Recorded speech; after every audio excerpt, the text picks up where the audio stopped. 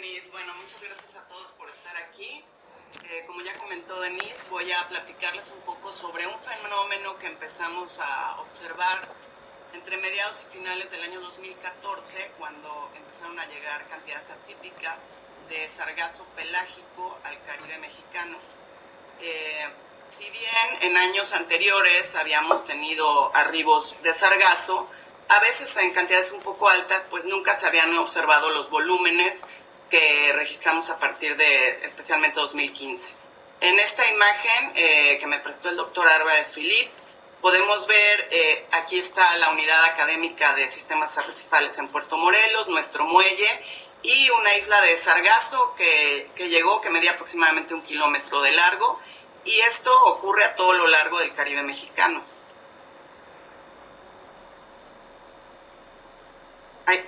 Bueno, sé que mucha gente que está aquí ya sabe un poco sobre el tema, o más que yo tal vez, pero vamos a empezar por lo básico. El sargazo es una alga parda de las cuales se han reconocido 361 especies, que tienen una distribución en zonas tropicales y subtropicales del mundo. La mayoría de las especies son bénticas, como observamos en estas imágenes, pero hay 2 especies que son pelágicas, quiere decir que pasan toda su vida flotando en el mar. Estas son Sargassum fluitans y Sargassum natans. Y dentro de estas 2 especies hay diferentes morfotipos. Las que están llegando al Caribe mexicano son principalmente Sargassum fluitans 3, Sargassum natans 8 y Sargassum natans 1.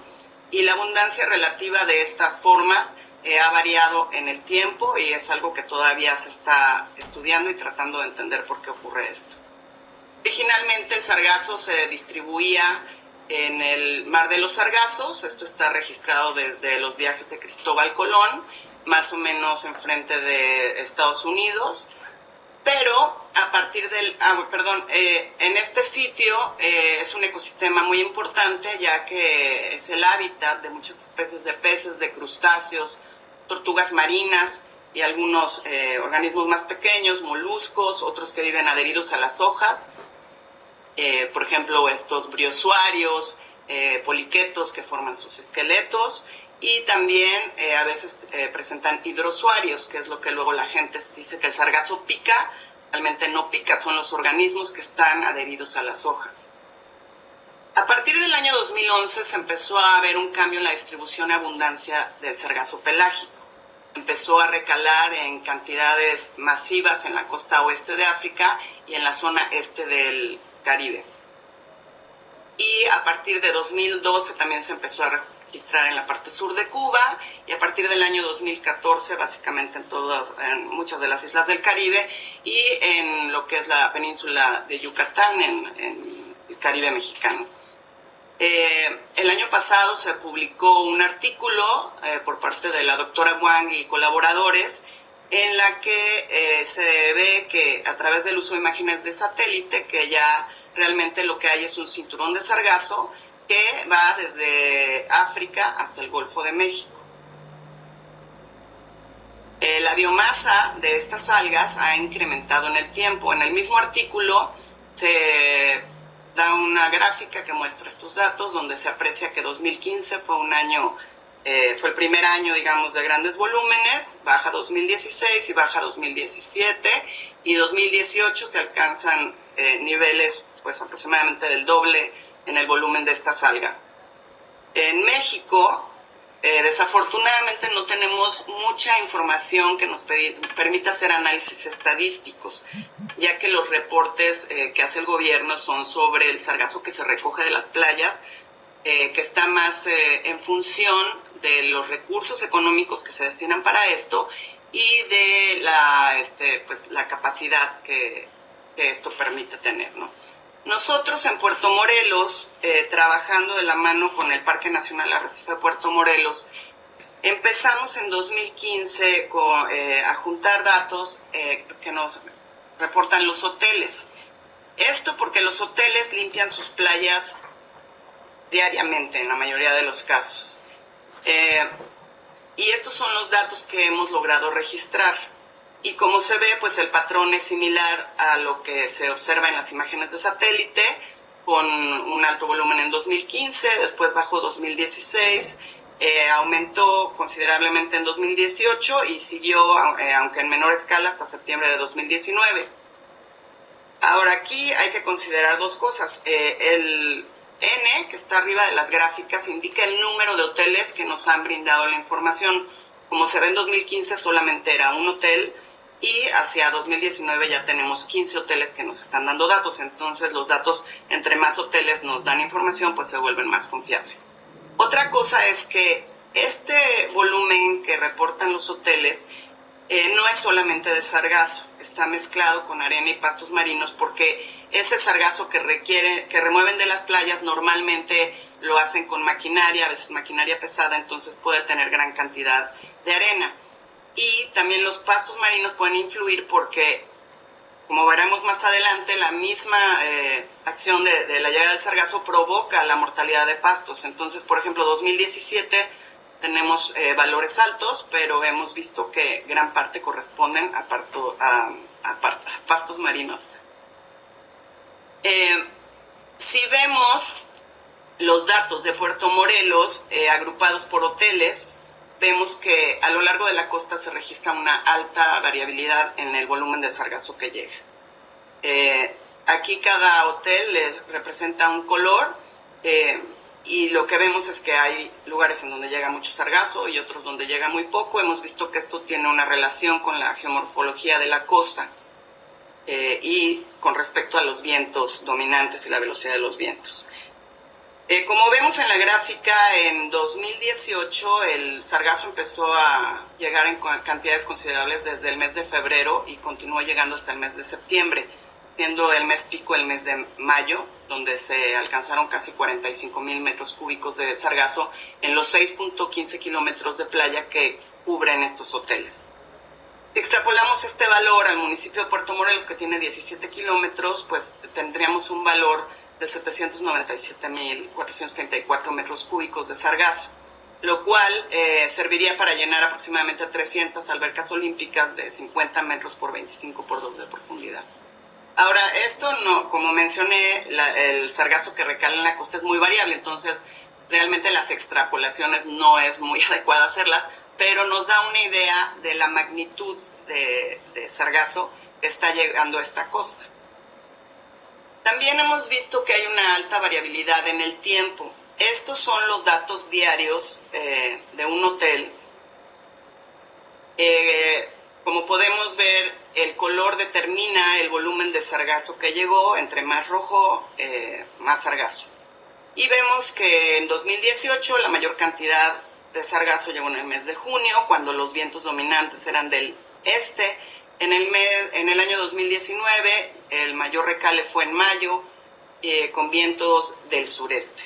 Entonces ahí todavía hay cosas que nos faltan por entender y por analizar. Y bueno, entre más datos tengamos de manera diaria, podremos entender mejor qué está pasando con el sargazo. ¿Cuáles son las causas de este aumento en la biomasa y distribución del sargazo? Bueno, no se sabe a ciencia cierta, pero hay varias hipótesis. Una es el aumento en el aporte de nutrientes en las descargas de los ríos, principalmente el Amazonas, y está muy relacionada con la deforestación que ocurre río arriba. Otros son cambios en las urgencias frente a la costa noreste de África y también en el océano abierto, cambios en la cantidad y en los patrones de deposición del polvo de África, aumento en la temperatura superficial del mar, vientos anómalos en los años 2009 y 2010 que provocaron que el sargazo saliera del mar de los sargazos y se fuera, digamos, hacia la zona oeste de África y de ahí al resto del Caribe. O lo que es más probable es que todo esto sea resultado de estas causas en conjunto. Lo que hemos visto es que el sargazo provoca serios problemas ecológicos, económicos y también puede provocar daños a la salud. Aquí vemos al personal removiendo el sargazo de la playa frente a la UNAM y pues se puede ver que el volumen es muchísimo y que la gente realmente pues no cuenta con ninguna protección, solamente les dan un chaleco, pero no se toman las medidas como en otros otros países como Guadalupe, donde el ejército es el que recoge el sargazo, les proporcionan máscaras, un poco más de protección, y esto se debe a que el sargazo, cuando se descompone, comienza una acción bacteriana y se liberan gases, y uno de ellos es el ácido sulfídrico, que es muy tóxico y se sabe que puede provocar daños a la salud. De lo que yo he preguntado aquí a la gente que trabaja con sargazo si han tenido problemas serios, pues me dicen que a veces tienen dolor de cabeza, mareos, náusea, pero no se han reportado casos más graves, afortunadamente.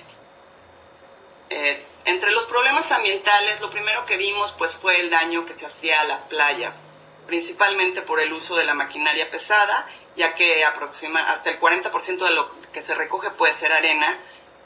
También el paso de las máquinas provoca la compactación de la playa, cambiando su función, y también, como muchas veces no se respeta que las máquinas se mantengan limpiando el sargazo en la zona húmeda y a veces se meten hasta la duna costera, se ha visto mortalidad de nidos y huevos de tortugas marinas. Las playas en algunos lugares se han perdido en longitud. Por ejemplo, este es un hotel en Puerto Morelos. En 2014 tenía 48 metros de playa frente a su hotel. En 2017 ya había disminuido casi 10 metros. Y no solo se pierde la extensión, también la acumulación de sargazo provoca que se hagan este tipo de escalones, en donde también se ve cómo se pierde gran cantidad de arena. A partir de 2015 empezamos a ver que era tal la cantidad de sargazo que se formaba lo que llamamos, lo que la doctora Van Tussenbroek bautizó como la marea marrón del sargazo, que es lo que podemos ver en la foto de arriba. Esto ocurre porque cuando el sargazo se descompone y empieza a producir lixiviados por la misma acción del oleaje, es regresado al mar y puede extenderse por cientos de metros. Nosotros hicimos en 2018 estudios de la calidad del agua y observamos que la calidad se deteriora incluso más allá de donde el ojo puede apreciar la diferencia en la coloración del agua. Entonces aquí tenemos unas fotografías que me prestó la doctora Van Tussenbroek, donde vemos cómo se veían los pastizales marinos antes del sargazo y durante un evento de sargazo. Y no durante los eventos más fuertes, porque cuando ya, por ejemplo, en 2018 ya no se pueden tomar incluso fotografías, porque ya no se veía nada, ¿no? Entonces, pues tenemos que el sargazo afecta la playa, la zona cerca de la playa, pero también puede extenderse a lo que es la laguna arrecifal. Esto lo que está provocando es un rápido cambio en la calidad del agua. En la imagen superior, una fotografía que me prestó el doctor Jordán, donde se ve como tenemos arriba el poblado de Puerto Morelos, aquí se ve el arrecife de coral y se puede observar las zonas de arenales y todo, porque el agua era muy transparente. Después de la llegada de sargazo en agosto de 2018, se aprecia cómo el sargazo está acumulado en la orilla. Tenemos en color café oscuro el sargazo ya más viejo, en color dorado el sargazo que apenas recaló, y cómo se extiende durante varios metros esta marea marrón del sargazo, que a partir de 2018 empezó también a provocar mortalidad de fauna. En un estudio que realizamos con apoyo de Ecosur y del CICI y de los parques nacionales que nos reportaban las especies que estaban recalando muertas, pudimos registrar individuos de 78 especies. La mayoría de ellos, el 59%, fueron peces, pero también hubo crustáceos, equinodermos, moluscos y poliquetos. Y los estudios de la calidad del agua, lo que se observó es que el oxígeno, que normalmente en esta zona es de 4 miligramos por litro, durante el evento de la marea marrón del sargazo podía bajar hasta 1.9, y esto se podía registrar hasta 300 metros de distancia de la playa. Y el amonio, que el máximo registrado era 0.24, pues en algunos lugares alcanzaba 38.4 y el deterioro se observó hasta 480 metros de la playa. Por esta razón, muchas de las especies que se observaban, algunas como esta que está en la esquina superior izquierda, pues es un pez típico del sargazo, entonces no tiene nada de raro encontrarlo muerto en la playa, pero muchas otras son especies que habitan en zonas arrecifales, algunas incluso de importancia comercial como la langosta, el pulpo, pargos, otros de especies protegidas como los loros. Y bueno, afortunadamente la mayoría de estas especies recalaban solas o en grupos pequeños menores de 10 individuos, pero algunas, como se observa en esta imagen, recalaban en grandes volúmenes de más de 100 individuos. Estas normalmente pertenecían a peces que le llaman de corrida, que son los que los pescadores utilizan de carnada y pasan muy cerca de la playa en grandes grupos y considerando las condiciones de anoxia, pues mueren rápidamente. En 2018 también se empezó a registrar la mortalidad masiva de corales. Primero en la parte norte del estado de Quintana Roo y después se extendió a todo el estado, con excepción de Chinchorro y la parte oeste de Cozumel, que es donde no recala sargazo, recala menos sargazo. Esta enfermedad se caracteriza por matar a los corales en cuestión de semanas o meses, dependiendo de su tamaño, y afectó, de acuerdo con un estudio del doctor Álvarez Philip de la UNAM, haciendo un muestreo en 82 sitios a lo largo del Caribe mexicano, encontraron que afectó a 24 especies de las 46 que existen, y que en algunas especies la mortalidad fue hasta del 70% de las colonias. Mucha gente como que siento que aunque se le dio mucha difusión a esto no le dio mucha importancia porque tal vez piensan que los corales son piedras o pues no son animales carismáticos para mucha gente. Pero si ponemos esto en contexto con lo que está pasando con el coronavirus, por ejemplo, en Wuhan, que tiene 11 millones de habitantes, el número de personas que se infectaron fue de 0.5% de la población hasta el 21 de marzo y las muertes fueron 0.027%. Imaginen aquí especies que han perdido hasta el 70% de las colonias. Algunas inclusive se piensa que ya hay extinciones locales como Dendrogyra cylindrus y Mandrina meandritis. No sabemos si el sargazo tiene relación con esto directa, pero lo que sí es cierto es que el deterioro en la calidad del agua afecta grandemente a estos organismos que están adaptados para vivir en aguas con pocos nutrientes. También sabemos que el sargazo puede traer especies y no sabemos bien qué efecto puedan tener en nuestros ecosistemas. Hicimos un estudio también para conocer la macrofauna asociada al sargazo que estaba llegando a Puerto Morelos. Esto para poder determinar si el uso de maquinarias como barcos o bombas que sacaran el sargazo del mar cerca de la playa podría tener un efecto sobre las especies locales. Y lo que encontramos fue que de 32 taxa que registramos, la mayoría eran especies que son típicamente asociadas al sargazo. Y hubo 10 nuevos registros para Puerto Morelos y 6 nuevos registros para el Caribe mexicano. Entonces, sí nos están llegando especies nuevas que están usando el sargazo como transporte y también hay reportes de que el sargazo en sus hojas también puede transportar bacterias, virus, bacteriófagos y otros eucariotes. Entonces esto es algo que no se ha estudiado, pero pues que sería interesante ver y analizar el efecto que pueda tener en los organismos locales. También el sargazo representa potencialmente un problema de contaminación para el acuífero y para el mar, ¿no? Cuando se deja en la playa o cuando se acumula y se deja durante semanas en un solo punto en la playa, el sargazo empieza a producir lixiviados, ¿no? Que llegan al mar. Pero también cuando se transporta a los sitios de disposición y estos no están habilitados, estos lixiviados pueden contaminar el acuífero.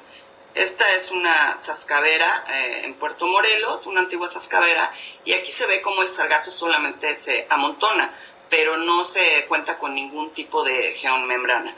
En el caso de Puerto Morelos, posteriormente se colocó la geomembrana, pero no ha funcionado bien por la operación y la falta de recursos. En los otros municipios del estado de Quintana Roo no hay sitios de disposición habilitado, entonces el sargazo pues está tirando en este tipo de lugares, a veces lo tiran en la selva, a veces lo tiran en las calles, como vemos aquí abajo, en terrenos baldíos, y bueno, esto puede contaminar el acuífero, que como vemos en esta imagen, todo está conectado al acuífero por la porosidad de la península de Yucatán, y estos nutrientes, sales y tal vez y algunos metales tóxicos de alguna u otra forma llegan también al mar. Había ya algunos reportes de que el sargazo, como muchas algas pardas, podían absorber elementos tóxicos, uno de ellos el arsénico.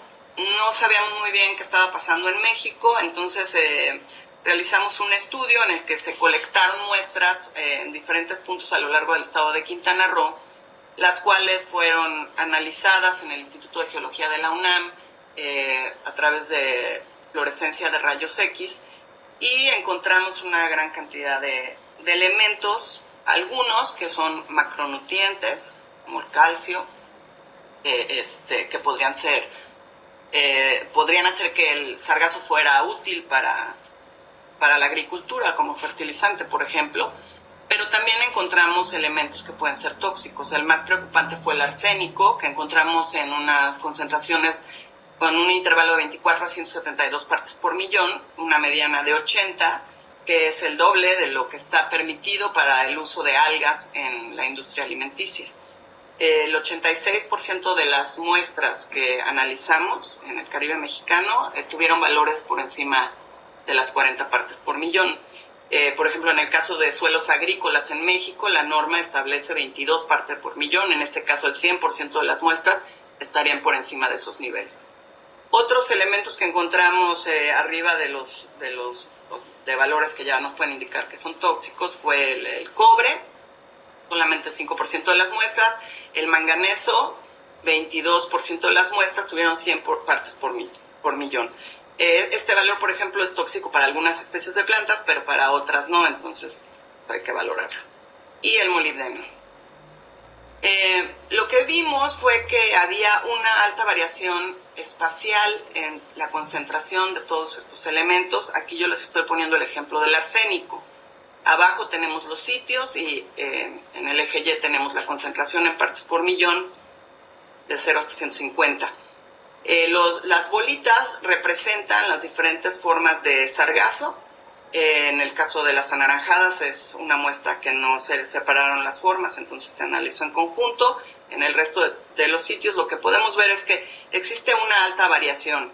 Aquí la línea negra representa la mediana, entonces tenemos sitios que tienen valores intermedios, otros que tienen valores bajos y otros que tienen valores altos.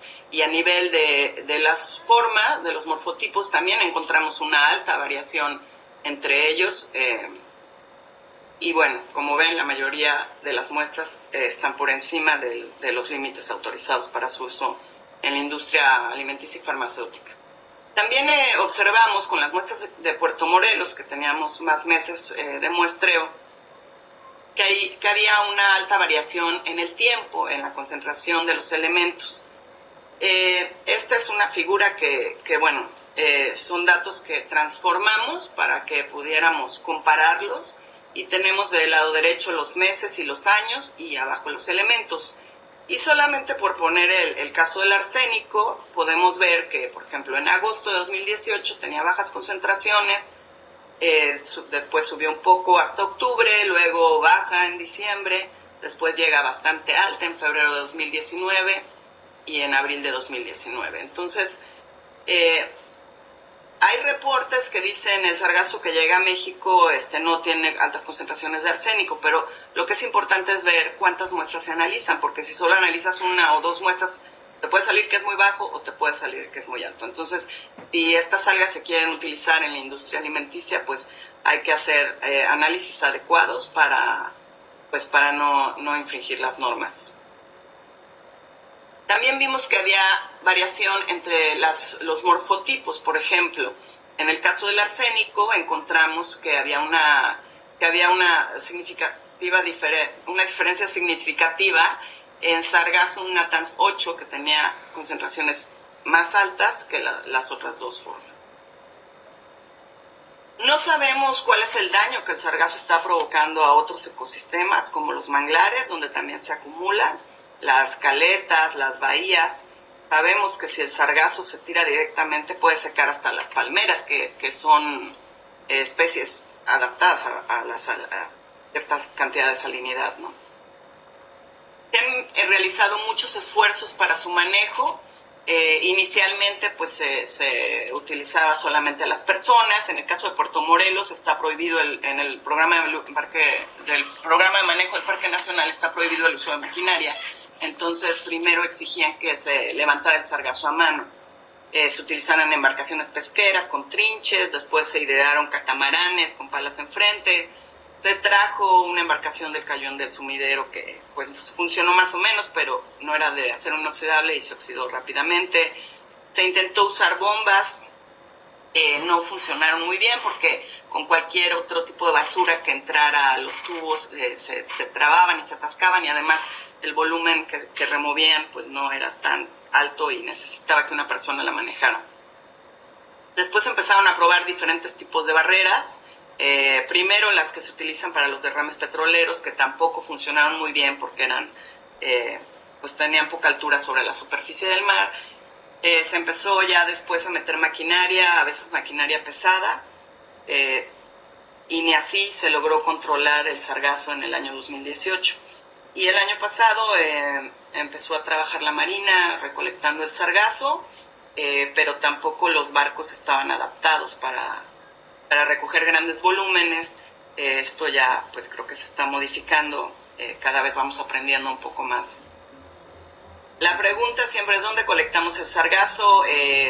¿Cerca de la costa o en mar abierto? Mucha gente no dice pues hay que recogerlo en mar abierto antes de que entre al Caribe, para evitar que se siga multiplicando, porque se ha visto que puede duplicar su biomasa en cuestión de semanas. El problema es que el sargazo, cuando está en mar abierto, está todo disperso y está formando pequeños parches que normalmente no tienen más de 1 kilómetro de longitud, y forman luego estas tiritas de sargazo que están todas dispersas por el mar. Entonces maniobrar las embarcaciones para recogerlo sería lento y sería costoso. Cuando ya el sargazo se acerca a la costa, ya viene un poco más agrupado. Entonces, lo que nosotros hemos trabajado con la gente de aquí, con los hoteleros, con los pescadores, con los náuticos, ha sido la colocación de barreras y la utilización ya sea de barcos o de bandas para poder recogerlo. Aquí se ve el barco cómo va levantando el sargazo, y el hecho de colocar la barrera es que para que el sargazo se acumule en ciertos lugares y sea más rápido recogerlo. Se han probado, como les decía, diferentes tipos de barrera. Hemos visto que las barreras más eficientes son las que permiten el paso del agua y que tengan pues por lo menos 30 a 50 centímetros por encima del nivel del mar, y lo mismo, 30 a 40 centímetros por debajo del nivel del mar. Entonces estas son las barreras que han dado mejores resultados. También importante es el tipo de anclaje que se utilice. Si se trata de fondos suaves, se han utilizado exitosamente estas anclas tipo mantarraya o estas alcayatas en fondos duros. Ya para poder determinar qué tipo de barreras, qué tipo de anclaje, obviamente hay que hacer estudios de cada lugar para ver sus características. Por ejemplo, no es lo mismo poner una barrera detrás de un lugar en el que hay un arrecife que reduce la intensidad del oleaje, que en zonas donde no hay. Generalmente en estas zonas las barreras no han funcionado porque se rompen y a veces se desprenden y a veces se rompen y terminan en las playas. Y también cuando el oleaje es fuerte, pues el sargazo brinca por encima de la barrera. Y otra cosa importante es que si las barreras no están acompañadas de maquinaria que recoge el sargazo, como barcos y bandas, lo que va a pasar es que el sargazo se va a acumular y después de algunas horas, un par de días, se va a morir y se va a hundir y va a pasar por abajo de la barrera. También es importante que quien coloque barreras se encargue de recolectarlo y no nada más pasarlo a sus vecinos, ¿no? Poner barreras de tipo de desviación que hagan que el sargazo se acumule en los terrenos de los lados. Ahora, ¿qué tan eficiente ha sido el manejo del sargazo en el Caribe mexicano? Tomando los datos que tenemos de 2018, si consideramos que en Puerto Morelos, en las 6.15 kilómetros de playa, se recogieron aproximadamente 72,000 toneladas, Si esto lo extrapolamos al litoral de Quintana Roo, que como les digo no es adecuado extrapolar, pero son los únicos datos que tenemos, podríamos decir que habrían llegado a Quintana Roo aproximadamente 10 millones de toneladas en 2018. La Secretaría de Medio Ambiente del Gobierno del Estado reportó que ese año recogió 522.226 toneladas, por lo que tendríamos que de todo el sargazo que nos llegó, solamente se recogió el 6%. El dejar el sargazo en las playas, como ya les comenté, provoca daños ecológicos, pero también está afectando a la industria turística. A los turistas no les gusta llegar a una playa que huele muy mal, que tiene muy mal aspecto, o que hay trabajadores y maquinaria trabajando todo el día. Se ha visto ya una disminución en la ocupación hotelera desde 2017 hasta 2019. En Cancún y Puerto Morelos, por ejemplo, bajó un 5.8%, en Cozumel 10.7%. Y esto a pesar de que los hoteles tuvieron que bajar costos para atraer más turistas. Y también hay otro impacto económico para los hoteles, ya que tienen que contratar al personal para limpiar las playas, tienen que comprar equipos, tienen que pagar el traslado de los equipos, pagar los permisos de importación, pagar los impuestos, tener lugares para almacenar ya sea los barcos o la maquinaria, tienen que dar mantenimiento porque son equipos que están expuestos a la sal y se dañan rápidamente. Muchas veces tienen que dar compensaciones a los turistas porque el turista se queja, entonces les compensan dándoles paseos a los cenotes o dándoles, no sé, masajes o noches extras o etcétera, una cantidad de cosas que al hotel le cuesta. Y también los hoteles, cuando disponen del sargazo, tienen que hacer un pago a los sitios de disposición, a pesar, bueno, no sé si en todos los municipios en Puerto Morelos, el mismo transportista ya está cobrando una cuota que se supone debe de usarse para el sitio de disposición, aunque esto todavía no está funcionando. Una de las formas para lograr mitigar el impacto del sargazo sería encontrarle usos industriales.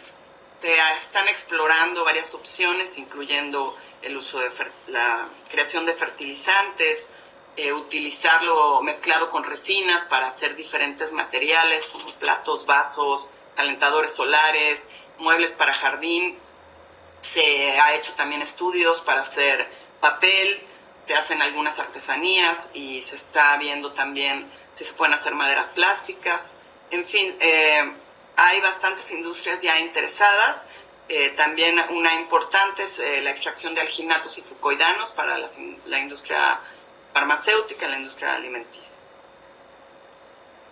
Obviamente que para poder hacer uso del sargazo necesitamos que haya una normatividad. No solo uso, para poder hacer un manejo sustentable del sargazo, tenemos que tener una normatividad que regule todo, desde la disposición de las barreras, la colecta, el transporte, la disposición final. Si se va a utilizar en cada una de las industrias, se tienen que ver que haya normatividad adecuada. A la fecha contamos solamente con algunos lineamientos técnicos que se habían hecho en 2015, que después fueron modificados por la Semarnat en 2019 y que básicamente nos dicen cómo recolectar el sargazo en el mar, contenerlo, qué hacer con las barreras, cómo se debe remover el sargazo de las playas y la disposición final.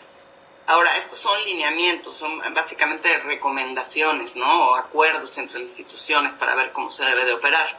En 2019 también el gobierno del estado hizo una declaratoria de emergencia ante el impacto del sargazo y también habla un poco sobre los mismos temas. Pero también pues ya está un poco más enfocado a la revalorización del sargazo, su aprovechamiento y su transformación. Y también en noviembre de 2019 se hizo un exhorto a Semarnat y a la de Economía por parte del diputado Hernández Blanco, de un diputado estatal, para que se definieran claramente las atribuciones y responsabilidades específicas de las instituciones públicas de los 3 órdenes de gobierno en el tema del sargazo, para establecer las acciones permitidas y prohibidas en las diferentes etapas de manejo del sargazo y para dar certeza jurídica a los inversionistas. O sea, es decir, si no tenemos una normatividad clara, ninguna empresa va a invertir millones de pesos para utilizar el recurso. Otro problema que hay es que no se sabe si el sargazo va a seguir llegando, cada cuánto va a llegar, si va a llegar en el mismo volumen o si repentinamente va a dejar de llegar. Entonces, pues eso también ha dificultado la instalación de las industrias. Y obviamente lo que mencioné de los posibles elementos tóxicos que puede contener el sargazo. Entonces, en mi opinión, para hacer un manejo sustentable del sargazo tenemos que analizar bien el fenómeno. Esto requiere mucha investigación científica, los recursos a la fecha han sido limitados, pero hay muchas preguntas todavía sin responder en el tema del sargazo. Necesitamos tener monitoreo y estadística, así como tenemos los datos de los hoteles de Puerto Morelos, pues es solamente una pequeña porción de la playa. Sería muy bueno tener esta información para todos los municipios. Así podríamos enfocar qué zonas necesitamos destinar más recursos, más personal, o si en ciertos meses le llega más a una zona que a otra, podemos mover esos recursos. También podemos determinar cuánto nos va a costar sacar ese sargazo, si lo vamos a transportar, cuántos camiones necesitamos, cuánto personal necesitamos, en fin. Sin datos de estadística, pues es muy difícil poder tener un manejo adecuado de este recurso. Se recomienda en las zonas que se pueda poner las barreras de contención y hacer la recolección en mar. Aunque se pongan las barreras, siempre una parte, aproximadamente el 30%, logra atravesar la barrera, y entonces también tiene que estar acompañado de recolección en la playa, de preferencia manual, cuando el volumen lo permita, o con maquinaria que no dañe tanto las playas, impedir que se pase a la duna costera para evitar daños a otros ecosistemas. El acopio, deben de establecerse sitios de acopio a lo largo de la playa, es decir, que no todo el mundo amontone el sargazo donde quiera, y los sitios de disposición preparados, habilitados y con recursos para que el sargazo, en cuanto llegue, se pueda extender. Así podemos favorecer su secado. Hemos visto que en un mes el sargazo pierde 85% de su volumen si lo dejamos en una capa de 20 centímetros de altura. Ahora, si lo dejamos amontonado, como se acostumbra a montañas gigantes, pues pasa mucho más tiempo, ¿no? Y además produce mucho más gases. Y encontrar la industrialización, y todo esto debe de estar regulado por pues ya sea una norma oficial mexicana o buscar modificaciones a las leyes existentes para que haya certeza jurídica y para que los 3 niveles de gobierno sepan qué les corresponde y cumplan con esa parte.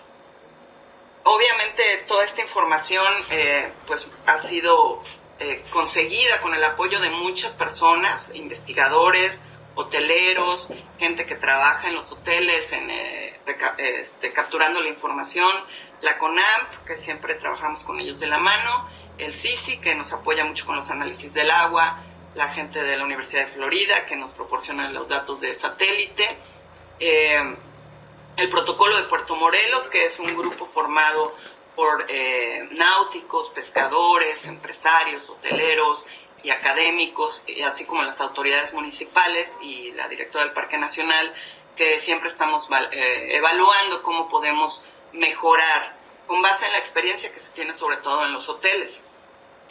A los propietarios de las embarcaciones, el ingeniero de Luna, el ingeniero Jauregui, que nos dan información sobre los volúmenes que pueden recoger sus máquinas, sobre transformaciones, por ejemplo, cuánto pesa un metro cúbico de sargazo, cómo lo pasamos a toneladas, porque a veces algunas personas reportan en metros, otras en toneladas, a oceanólogos, personal de la UNAM que trabaja en el SAMU, que nos dan la información ambiental. Entonces, mucha de esta investigación que hemos hecho ha sido trabajando con otras instituciones, con Ecosur, con el CICI, con el Instituto de Nutrición, con el Instituto de Geología de la UNAM, con la Universidad de Miami, y no hemos utilizado muchos recursos económicos porque no los hay, pero bueno, un agradecimiento a todas estas personas.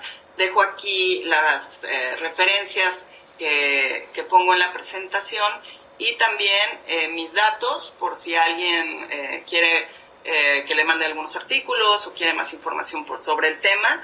Pues aquí estamos, y entre más compartamos esta información, pues más rápido encontraremos una solución a este problema del sargazo.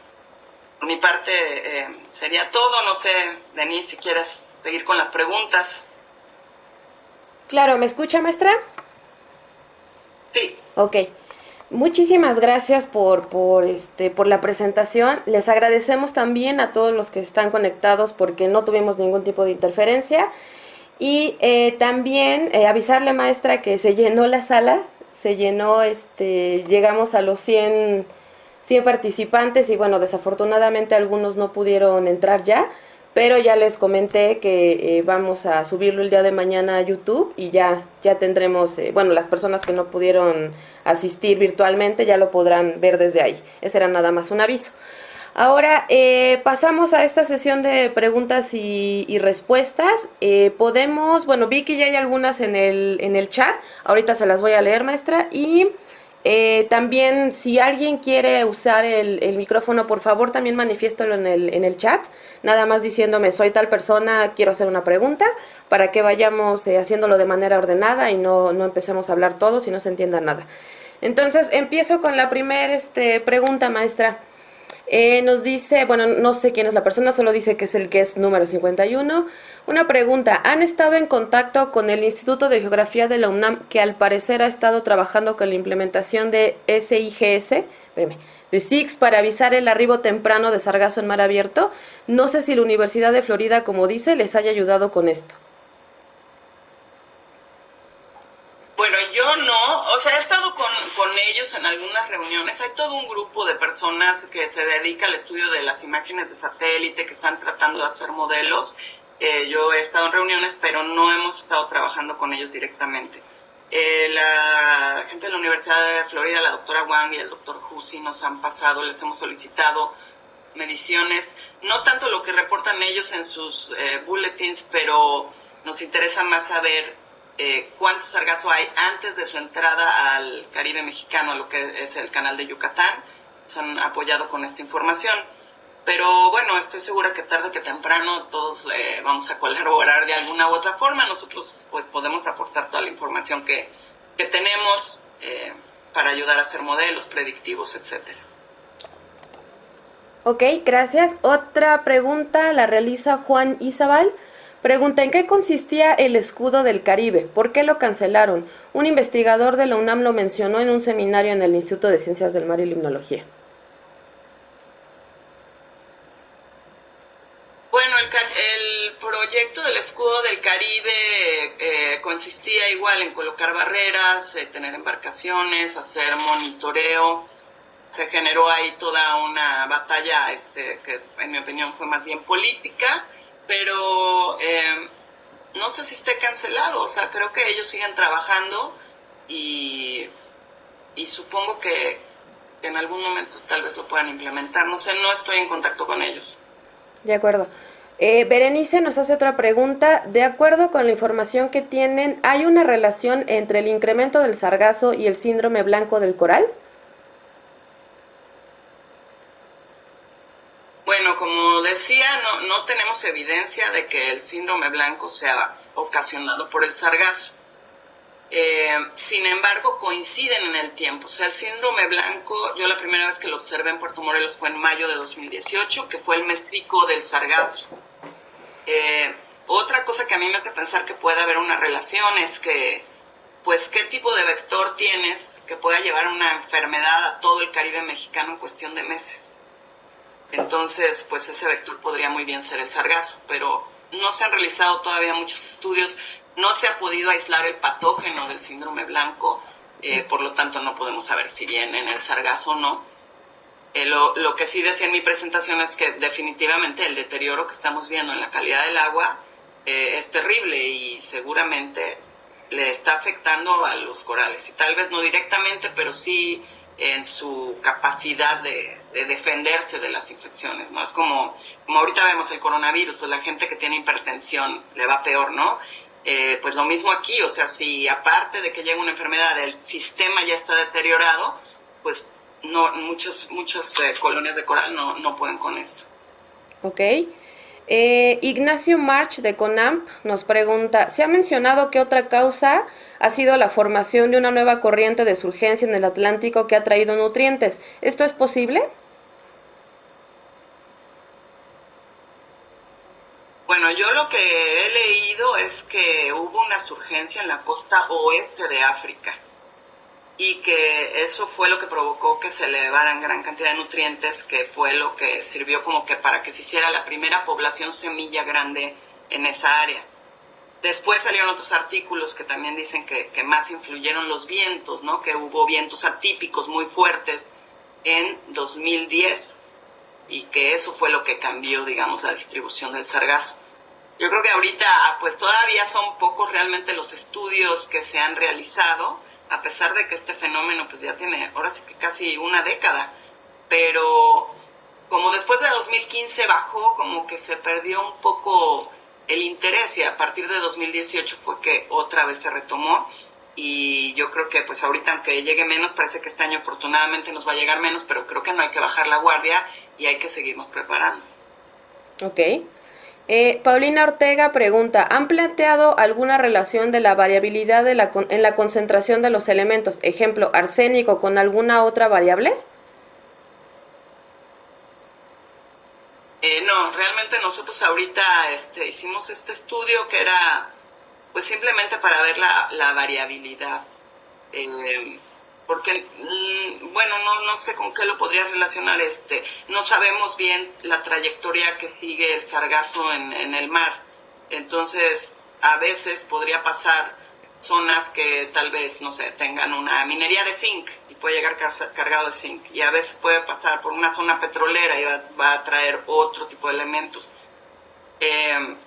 Entonces, esos son los estudios que todavía falta por hacer y tratar de entender mejor qué está pasando, dónde están agarrando estos nutrientes. Uh-huh. Todavía hay muy poca información publicada al respecto. Ok. Manuel López dice, ¿hay alguna historia de éxito en cuanto al manejo de esta problemática? Esa es una. Y otra, ¿se puede hacer un tratamiento para diluir o reducir el contenido de arsénico y poder usar el sargazo como fertilizante o forraje? Bueno, yo creo que varios hoteles ya han tenido mucho éxito en manejar el sargazo que les llega.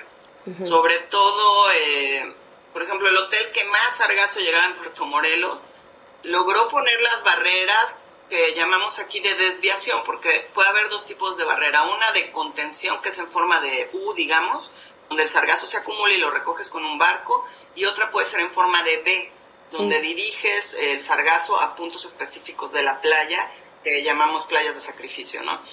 Y ellos lo que hicieron fue poner bandas para subir el sargazo antes de que tocara la arena, porque obvio quieren conservar su arena y sus playas, todos los hoteles. Y es impresionante cómo lograron reducir la cantidad de sargazo que llegaba a sus playas y mantener el agua más o menos limpia. Digo más o menos porque a fin de cuentas que lo haga un hotel no sirve tanto, o sea, lo tendrían que hacer todos, o sea, tendría que estarse dando atención a toda la costa. Claro. Si tú pones un hotel y a los dos lados se sigue acumulando el sargazo, pues la marea café de todos modos va a llegar. Pero yo creo que sí hemos avanzado en ver pues qué barreras son mejores, qué anclajes son mejores, cómo se pueden colocar las barreras. Los barcos, poco a poco las personas que los hacen los han ido mejorando para aumentar su velocidad, los materiales que utilizan para guardarlo, cómo lo transportan de los barcos a la playa. Todo eso poco a poco se ha ido mejorando. Eso en Puerto Morelos, que es el lugar donde yo estoy y donde trabajo de cerca con estos grupos y tengo más información. En otros municipios, honestamente, creo que no se ha logrado este tipo de coordinación, digamos, entre gobierno, empresas y academia, ¿no? Y debe de promoverse. Ok, de acuerdo. Una más, doctora, bueno, varias más, de hecho. ¿Hay retorno del sedimento acopiado una vez seco el sargazo? Generalmente no, porque como digo, el sargazo van y lo tiran a donde se les da la gana. En algunos hoteles sí han invertido mucho para recuperar la arena. Y bueno, algo que hemos visto es que el sargazo, bueno, aparte si lo recoges en el mar, pues te llevas arena, ¿no? Entonces esa arena se debe de recuperar. Hay algunas maquinarias que se están utilizando ahorita que son como barredoras y que pasan a cierta altura de la arena, digamos, para no llevársela. El problema es que cuando ya permites que el sargazo se vaya acumulando, se empieza a hacer ahí un mazacote que está ya todo revuelto y te lo tienes que llevar. Hay un hotel que puso una tolva gigante y extraen gran cantidad de arena. Ahora, lo que también hemos visto que muchos de los organismos que vienen adheridos al sargazo también son de carbonatos, entonces también contribuyen a la arena, ¿no? El sargazo en sí no, porque luego decían, no, es que el sargazo se convierte en arena, entonces, y no es cierto. El sargazo es un alga y no se convierte en sí en arena, pero sí puede contener organismos que contribuyan con carbonatos.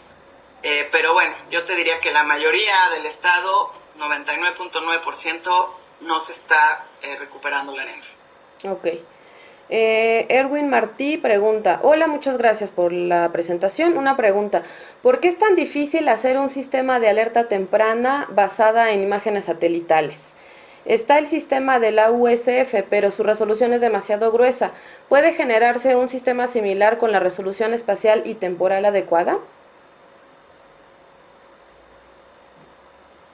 Bueno, sí, uno de los problemas que tenemos con las imágenes de satélite es que muchos tienen resolución, o sea, por ejemplo, si tienes manchas pequeñas de sargazo, el satélite no lo va a captar.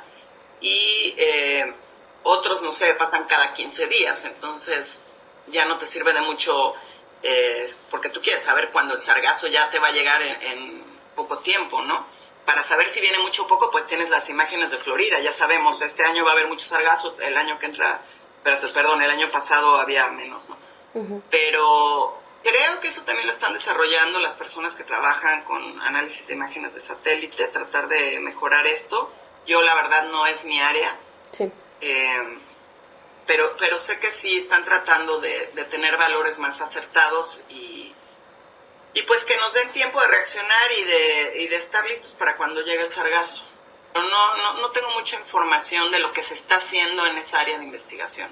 Ok, de acuerdo, maestra. Otra pregunta de Jacobo Santander. A partir de los incendios ocurridos en el Amazonas, ¿cuál es la expectativa que se tiene para futuras temporadas de arribazón de sargazo? Muy interesante su hipótesis del vector sobre los arrecifes coralinos del Caribe mexicano. Pues la verdad, no sé, supongo que todo esto de los incendios, pues lo que provoca es que se vaya más material en los ríos cuando haya lluvias, ¿no? Entonces habría más cantidad de nutrientes. Pero ya se demostró que no, originalmente se había dicho que se había hecho un nuevo mar de los sargazos frente a Brasil y casi todo el mundo ya quería linchar a los pobres brasileños, pero ya se ha visto que no, o sea que son más factores los que están involucrados, ¿no? La velocidad de los vientos, la dirección de los vientos, por ejemplo aquí en Puerto Morelos vimos entre 2018 y 2019, o sea los vientos dominantes durante el año fueron variables, un año llegó más del este, otro año llegó más del sureste y no sabemos si eso está influyendo, eso es algo que estamos analizando ahorita, pero entonces sí, pues está seguro que entre más deforestado este lugar, pues más acarreo, ¿no? De sedimentos, de nutrientes y todos los ríos y de contaminantes. Pero hay otros factores que también son importantes. No sabemos cuál es la población semilla que haya en África, por ejemplo. No sabemos cómo influye la temperatura, cuánto sargazo muere en mar abierto. O sea, la duplicación que tenemos es medida en estanques o en el mar, cerca de la costa, pero realmente se desconoce mucho lo que está pasando en el océano abierto y todavía no se entiende bien el proceso. Ok, maestra. Ya casi concluyo, no se desespere. Tenemos otra pregunta de CISAL. Cristina Pascual pregunta, ¿se han realizado estudios sobre el estado fisiológico de especies arrecifales asociadas a los arribos masivos? Que yo sepa, no. Y eso es algo que es muy interesante, ¿no? Hacer experimentos. Por ejemplo, en otros ecosistemas he visto que sí, cuando, o sea, ahorita, por ejemplo, algo que me interesa a mí estudiar es si los metales pesados se han acumulado en los sedimentos, porque el sargazo se ha quedado ahí, o sea, como les decía, la mayor parte no lo recogen. Ya no lo vemos porque ya se regresó al mar, pero el sargazo, pues ahí sigue, ¿no? No desapareció. Y los metales pesados, ¿en dónde se están acumulando? Entonces, eso es algo que a mí se me hace interesante investigar y vamos a tratar de hacerlo ahorita que terminemos la contingencia. Pero luego, si esos metales, por ejemplo, se están acumulando en los sedimentos, ¿cuál es el efecto en las especies marinas? Claro. Eso lo hacen en otro tipo de ambientes, en lagos, por ejemplo, ¿no? El efecto hasta en la genética y mutaciones de especies de peces, por ejemplo. Pero aquí, que yo sepa, nadie lo está haciendo todavía. Creo que van a empezar los franceses con algunos proyectos, pero en México creo que no. Ok, maestra. Julio Lara pregunta, bueno, le agradece por la plática y pregunta, ¿se sabe la causa principal por la que se hunde el sargazo? ¿Se le caen las vesículas de flotabilidad, se le rompen, dejan de producir gas? ¿Se tiene una idea del porcentaje de sargazo que se hunde en comparación con el que queda en la playa? Bueno, pues el sargazo, lo que hemos visto aquí es que después de más o menos 48 horas, si está, por ejemplo, acumulado en la barrera, se muere, ¿no? Y se empieza a hundir. Esos son los reportes que me han dado los hoteleros. Realmente, ¿cuál es el proceso? O sea, ¿qué se muere primero? Si las hojas, las vesículas, qué sé yo. No sé, la verdad. Okay. ¿Y cuál era la otra parte de la pregunta? ¿Se tiene una idea del porcentaje de sargazo que se hunde en comparación con el que se queda en la playa? No, eso es algo que no se ha medido. Lo que sí vimos el año pasado, cuando terminó de llegar el sargazo, empezaron otra vez a haber recales, o sea, digamos, 2 meses después empezó a salir sargazo en grandes cantidades, pero lo que se vio era que era ya sargazo muerto, que ya tenía muerto tiempo, y es cuando empiezan los nortes, ¿no? Y empiezan las marejadas, y entonces ese sargazo que se había quedado acumulado en el fondo vuelve a salir a la playa. O a veces llega a las zonas, por ejemplo, que normalmente no llega a la parte oeste de Cozumel durante esos eventos de nortes. Yo he visto que es cuando a veces sí les llega, pero no se ha estudiado los volúmenes. Hay algunos estudios que se han hecho en Ecosur por la doctora Cabanillas, sí estudian parte del sargazo que ya está en el fondo, ya echado a perder y lo que provoca su descomposición, ¿no? Pero creo que también es un área que está muy carente de información. Ok, maestra. Julio Lara pregunta, si tiene idea de por qué existió más mortalidad de corales en el norte que en el sur del Caribe mexicano, ¿por qué afectó el sargazo más al norte? Bueno, yo no sé, o sea, la enfermedad del síndrome blanco empezó en el norte, pero hasta donde yo sé, ahorita el impacto ha sido similar todo a lo largo de la costa.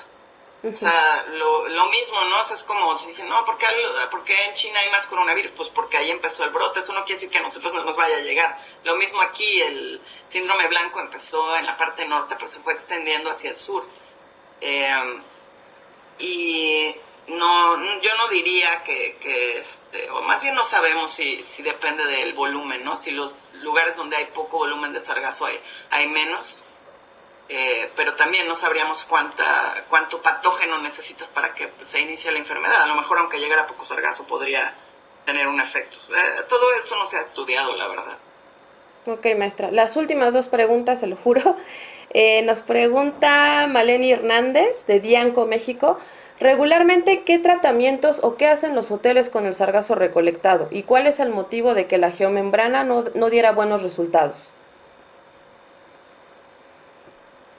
Bueno, los hoteles normalmente lo que hacen es que con sus máquinas acumulan el sargazo en ciertos puntos y después contratan camiones de los sindicatos de transportistas para que se los lleven, en teoría, a los sitios de disposición. Ahora, el problema es que esos sitios de disposición, pues no siempre, no están operando, realmente, no existen sitios de disposición. Entonces, los transportistas pues normalmente luego lo tiran donde les queda más cerca o en algún predio donde les hayan dado chance de tirar.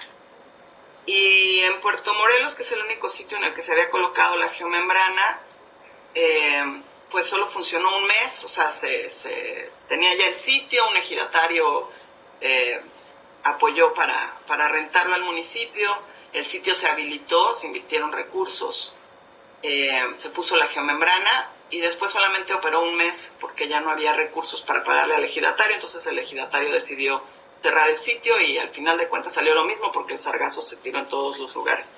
Y eso me recuerda una pregunta que no contesté, que también decían si se podían remover los elementos tóxicos, y yo creo que sí hay métodos, hay gente también que está haciendo estudios, por lo menos sé de uno en el TEC de Monterrey y otro que están haciendo los franceses. Entonces sí hay forma. La gente que quiere usar los alginatos en México también me decían que ellos ya encontraron la forma de remover el arsénico. Entonces yo creo que sí se puede, nada más pues habrá que analizar el costo-beneficio, ¿no? O sea, qué tan caro es hacerlo para ver si te conviene ya para lo que vas a vender el producto. Ok. Y pregunta Rocío Mendoza de Dianco, México. Excelente presentación. ¿De qué manera la UNAM ha trabajado con el Consejo Técnico del Sargazo en Quintana Roo? Bueno, yo participé unos meses, después se quedó la doctora Van Tussenbroek, pero también por cuestiones de trabajo ahorita ya creo que no, pues funciona como asesora. O sea, digamos que por parte de la UNAM, la representante ante el Consejo funciona, es la doctora Brigitte Van Tussenbroek. Ok. Y el maestro, el doctor Fernando González, que ya ve que es nuestro investigador, dice que no pudo entrar temprano, pero si podría abundar en algo sobre la infiltración de los lixiviados hacia las aguas subterráneas, que si usted maneja ese tema. Bueno, eso es algo que tampoco se ha estudiado, o sea, es una hipótesis de que se puedan filtrar los lixiviados, porque sabemos que la península es kárstica. Hay otros estudios de contaminación del acuífero que muestran aumento de nutrientes y sustancias tóxicas, bueno, hasta cocaína han registrado en los ríos subterráneos. Y bueno, viendo que tiran el sargazo en estas sascaveras, por ejemplo, y que se forman los lixiviados y nadie les da ningún tratamiento, entonces por eso yo dije, es algo potencialmente peligroso, ¿no? Pero es otro tema que sí, nadie ha estudiado. Ok, maestra, pues son todas las preguntas, el resto son comentarios felicitándola por la presentación.